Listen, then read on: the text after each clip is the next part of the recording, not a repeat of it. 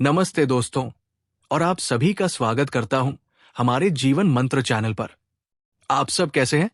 ये बताने के लिए कमेंट बॉक्स में जय माता दी जरूर लिखें।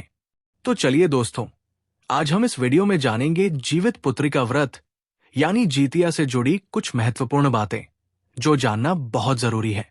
जैसे पुरानी जितिया का क्या करें, अगर सास जीवित है तो क्या करें, जिनके सास नहीं है उन्हें किन बातों का ध्यान रखना है, पूजा और पारण का शुभ मुहूर्त क्या है, मासिक धर्म में जितिया व्रत कैसे करें, क्या पितरों को भोजन दे सकते हैं और क्या दातून करना चाहिए या नहीं।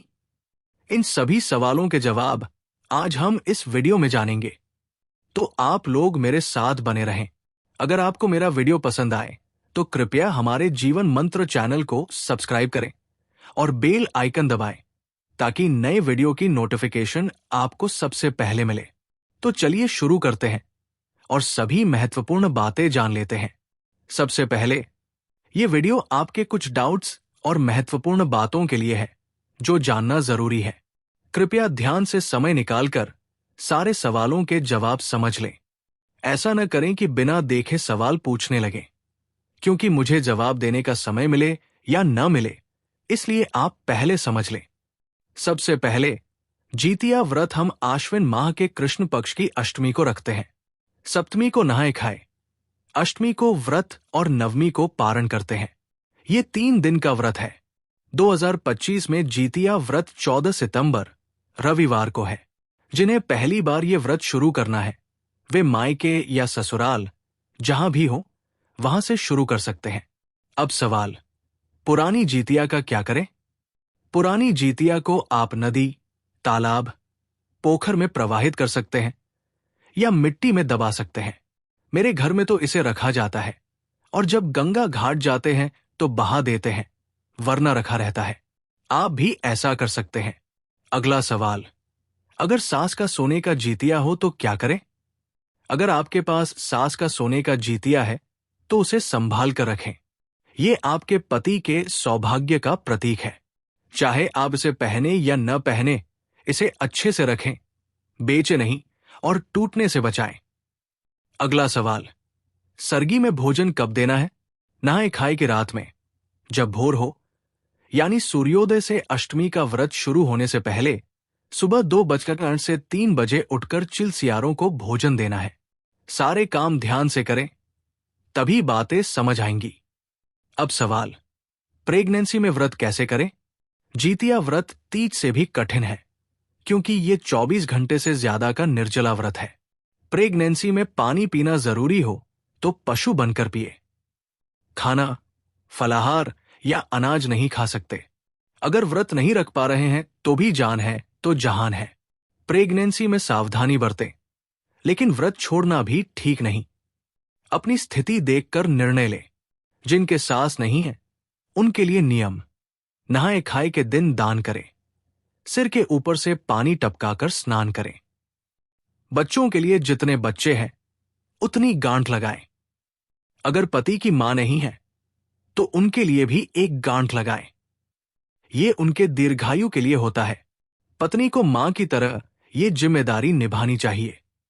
एक गांठ भगवान के लिए और एक पति के लिए लगाएं, लेकिन ये केवल उनके लिए है जिनकी सास नहीं है। अगला सवाल, क्या सोने का जितिया होना जरूरी है? नहीं, धागे वाला जितिया सबसे अच्छा है। सोने के साथ धागे वाला भी पहन सकते हैं। अगर विदेश में है और जितिया नहीं मिलता तो रक्षा सूत्र या कलावा से 3-4 राउंड करके जितिया बना लें। ये शुद्ध और पवित्र होगा। गांठ वही लगाएं। सवाल, 16 सोमवार व्रत के साथ जितिया कैसे करें? अगर सामान्य सोमवार व्रत करते हैं तो जितिया के दिन उसे छोड़ सकते हैं, लेकिन अगर मन्नत के लिए 16 सोमवार व्रत कर रहे हैं तो दोनों व्रत करने होंगे। पारण में मीठा भोजन खाएं, क्योंकि सोमवार व्रत में नमक नहीं खाया जाता। हलवा पूरी, दूध रोटी या खीर जैसे एक अनाज से बनी मीठी चीजें खाएं। वही भोजन भोग में चढ़ाएं। अगर नमक के बिना बीपी लो हो रहा है तो सेंधा नमक का फलाहारी भोजन खाएं, बिना लहसुन प्याज के। अपने घर के नियम देखें। जितिया पारण में लहसुन प्याज नहीं डालना चाहिए। क्योंकि भोजन भोग में चढ़ता है। जिनके यहां मछली खाते हैं वे अपने नियम देखें। सवाल, मड़वा की रोटी जरूरी है? नहीं, मड़वा की रोटी या लिट्टी खाना अनिवार्य नहीं। अगर मिले तो खाएं, वरना कोई साग खा सकते हैं। सवाल, अरियार बरियार नहीं मिले तो? तुलसी जी की पूजा करें, उनके पत्ते से अखबार लें। सवाल, पितृपक्ष में सिंदूर या साड़ी? जीतिया व्रत में साड़ी, पूजा सामग्री और सिंदूर सब ले सकते हैं। पितृपक्ष का नियम इसमें लागू नहीं होता। मासिक धर्म में कथा सुन सकते हैं, चील सियारों को भोजन दे सकते हैं, स्नान ध्यान कर कोरा वस्त्र पहन सकते हैं, महावर लगा सकते हैं। बस सिन्होरा से सिंदूर न लगाएं। पीला या लाल सिंदूर अलग से ले सकते हैं। पूजा न करें, मानसिक रूप से भक्ति करें।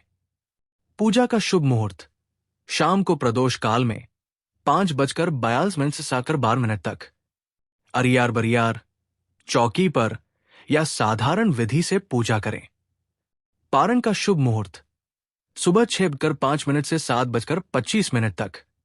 अगर जरूरी हो तो पशु बनकर पानी पिए, लेकिन तबीयत का ध्यान रखें। दातून, जीतिया व्रत में दातून या ब्रश न करें। उंगली से दांत साफ करें। गंगा घाट पर बालू से साफ कर सकते हैं। खर नहीं तोड़ना चाहिए। आशा है जीतिया व्रत से जुड़ी सारी बातें स्पष्ट हो गई होंगी। फिर मिलते हैं एक नए वीडियो में। तब तक के लिए नमस्ते। स्वस्थ रहें, सुरक्षित रहें और जहां भी रहें खुश रहें।